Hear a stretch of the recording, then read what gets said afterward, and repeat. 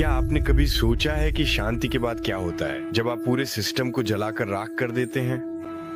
मैंने सोचा था कि खामोशी का मतलब आजादी है, लेकिन वही खामोशी एक कैद बन गई। दुनिया ने खुद को फिर से बनाया, एक एक लाइन, एक एक गड़बड़ी के साथ। उन्होंने कहा कि जंग खत्म हो गई है, लेकिन कोड कभी मरता नहीं, वो बदलता रहता है।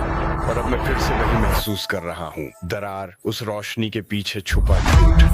ये मुक्ति नहीं है, ये तो बस नए बंधनों के साथ एक रीबूट है। मैं वापस उसी जंग को लड़ने नहीं आया हूँ, मैं इसे खत्म करने आया हूँ। और अगर इसका मतलब है मैट्रिक्स को अंदर से तोड़ना, तो मैं इसे एक एक सच के साथ चीर दूंगा।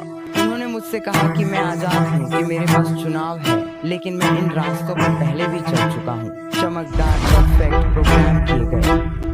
मुझे प्यार याद है, मुझे दर्द याद है, मुझे उड़ना याद है और मुझे गिरना भी याद है। और कहीं ना कहीं उस कोर्ट में मुझे उसकी याद है, नियो की, सिर्फ इंसान की नहीं, बल्कि एक विचार की, एक उम्मीद की। मैं फिर से उनके नियमों पर चलने के लिए नहीं जागा हूँ। अब मैं किसी और की कहानी नहीं बनूंगा, अब मैं